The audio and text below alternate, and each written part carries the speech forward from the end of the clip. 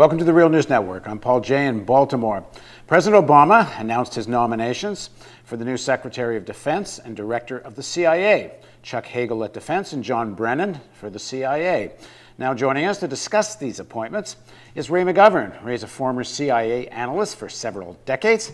He's a prolific writer, does many things, including he's an often contributor to the Real News. Thanks for joining us, Ray. Welcome. So let's start with Chuck Hagel at Defense. You wrote a piece for the Baltimore Sun where you thought it would be a good idea for President Obama to select Hagel, and he did. But why did you think that would be a good idea? Well, in short, Paul, Hagel is no chicken hawk. He volunteered to go to Vietnam at the worst of the fighting, wounded twice. He'd been there, done that, okay? And he's been very, very upfront about his reluctance, or anyone's reluctance should be, to send U.S. troops into battle for no good reason. Chicken hawk, for those that don't know, although I suppose everybody does, well, somebody who sits in Washington ordering other people to go fight. That's exactly right. Or you could go back to George W. Bush, who, his daddy got him a job with the Texas National Guard because explicitly, George Bush said he didn't want to go to Vietnam. Or you look at Dick Cheney with 5 deferments. How many deferments do you think Joe Biden had? 5. Okay, so you got a bunch of people that have no direct experience in war. That is really important. Chuck Hagel would be the first person with combat experience to be Secretary of Defense in 30 years. Mel Laird was the last one. He was a naval, he was a midshipman. Okay, you would think with this kind of a record, it would be a rather popular choice. He's a Republican. You would think Republicans would embrace him, but as we know, far from embracing him.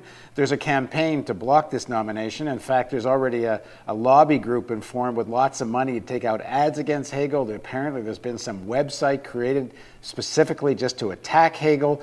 So what's getting them all riled up? Well, Paul, Hagel has not been sufficiently passionately attached to Israel. He said some things that have really rubbed some noses out of joint. For example, he had the temerity to say that I am the American senator, not an Israeli senator. Oh, now on the face of that, who could object to that? Well, there's an awful lot of people, like the felon Elliot Abrams, who I heard on NPR yesterday saying that Hagel was anti-Semitic. He's anti-Semitic? Because he says he's the senator from the U.S. Well, no, they say he's anti-Semitic because he talked about the Jewish lobby and not the Israel lobby. He used the word, he didn't say Zionist or Israel, he said Jewish. Yeah, well, okay, so he said that. The problem really is that these folks, they're called the neocons, these folks who have real difficulty distinguishing between the objective aims or the strategic aims of Israel on the one hand and the strategic needs of the United States on the other, those are the people that think that Hagel might decide that, contrary to even what the president has said in terms of marching in lockstep with Israel, that Hagel might say, oh, wait a second. Does this really make sense?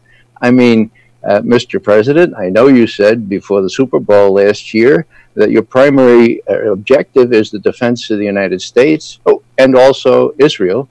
I think we should give the United States a separate sentence this year and say your primary objective is to secure the United States. And then if you want to add a second sentence, and we're also interested in defending Israel, that would be all right. But people need to know that you're interested first and foremost in U.S. policy toward the Middle East, bereft of any passionate attachment, the kind of attachment that George Washington himself warned against. It's a very interesting appointment by Obama because he had to know the pressure that was going to be brought to bear against him on this. He knew that the Likud, the right-wing party in power in Israel, and their allies in AIPAC and the lobby group in the United States and all the senators and members of the House, he knew this was going to be not very well liked, and he did it anyway. Yeah, and that's a very good sign, Paul. It shows that there's a little bit of maybe a spine implant that Obama has gotten over Christmas. This is big. Last year was really a roller coaster with respect to U.S.-Israeli relations. In February, as I already said, Obama is saying we're going to march in lockstep with Israel. Israel is equal foot in terms of our determination to defend it. Come around September, come around late August, the chairman of the Joint Chiefs of Staff is saying, I don't want to be complicit if the Israelis attack Iran. Hillary Clinton is saying, you know, these red lines about Netanyahu, that's BS. We're not interested in that. And the president is saying, sorry, I have to be on The View on TV. I can't meet with you, Netanyahu, when you come to the United States. There was a sea change there. Right. Obama faced them down. Now, this appointment, which I dearly feared would be in jeopardy because of all this opposition, Obama stuck by it. And that speaks volumes. It means that the second part of 2012 is the continuity here and not the blind support of whatever Netanyahu does, including the settlements that keep going on with just verbal opposition from the United States. That's the thing of the past. That this is a new era, and Hagel's going to make some changes. Well, we don't know yet whether there's any change in terms of Obama and pressure on Israel vis-a-vis settlements and resolution with the Palestinians and two-state issues and those kinds of questions. What we do know from Obama's history, and if you look at what he said about the Iraq War, he opposed the Iraq War not because he's against projecting U.S. power all over the world. He just thought it was a stupid war, the Iraq War. And I think what this is telling us is he thinks an attack on Iran would be stupid and doesn't want to do it. It doesn't mean he's against projecting U.S. power. And you can see this from his second appointment of John Brennon. The guy he's been sitting with, choosing who to kill with drones, is now head of the CIA. Well, you're right about that. But he also realizes now, 4 years later, that Afghanistan is a fool's errand, and he needs support in the Senate to contend with the backsniping that is already occurring about losing Afghanistan. So the Iran thing is crucial, and Hagel is one of the last people that would think that we could send U.S. service people into a war with Iran simply because Israel started it or simply because Israel wanted us to do it. So that is big, okay? Now, with respect to projecting power, it's only a limited amount of power you can project. And what we're seeing now is a retrenchment. You know the problems here in this country. I think Obama will be helped by Hagel in sort of delimiting the defense budget, which has grown out of all proportion to the threats that Americans face. I guess my point is I think it's a rational, it's a good thing that Hagel's there, because I don't know if people on the Real News have heard me say this. I've been saying it informally right from the first day Obama was president, that the one thing I was actually hopeful for is he might be more rational on Iran than the Republicans would be. I didn't have a lot of expectations otherwise. And I think this Hagel appointment is that. But when you look at Brennon going to the CIA, does it not mean sort of an expansion of this drone assassination program? Sure. Now, Paul, just one little footnote about Hagel. Hagel has served on the President's Foreign Intelligence Advisory Board. That is key. He knows intelligence back and forth, and he knows very well that in November 2007, the entire intelligence community pronounced itself unanimously and with great confidence that Iran had stopped building a nuclear weapon at the end of 2003, and that judgment has been revalidated every year since by the Director of National Intelligence. I think Hagel will be able to use that cudgel against the neocons. Say, why do we have to attack a country that's not building nuclear weapons? So that's a key thing. You're right to focus on Iran. I'm more hopeful now than I would have been if the president had sort of caved again. All right, so what do you make of the John Brennan appointment as director of CIA? Well, I wish I could be more optimistic, Paul. I know Brennan. I knew him as a young, sort of failed analyst. The way you promote yourself these days at Washington is you find a job in the White House and catch the attention of people like George Tenet, who was at the White House. And Tenet brought him back when Tenet became deputy CIA director, brought him back to CIA and made him into what he is today. He even sent him to Saudi Arabia to be chief of station. Now, Brennan pretends to know Arabic.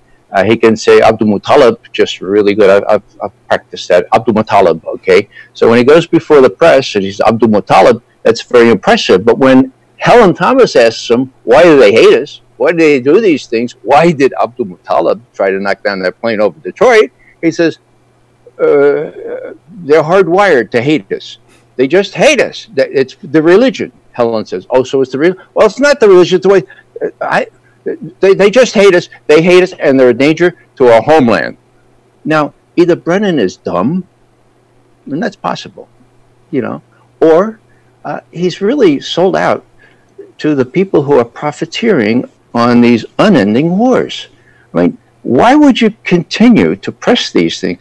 Pakistan has 175 million people. What are we doing? We're alienating hundreds of them every day with these drone strikes. They also have nuclear weapons. So, you know, it doesn't make any sense. Well, just to refresh everybody's memory here, Brennon sits in the White House with President Obama deciding who they're going to kill with drones. He helps draw up the kill list. Is that correct?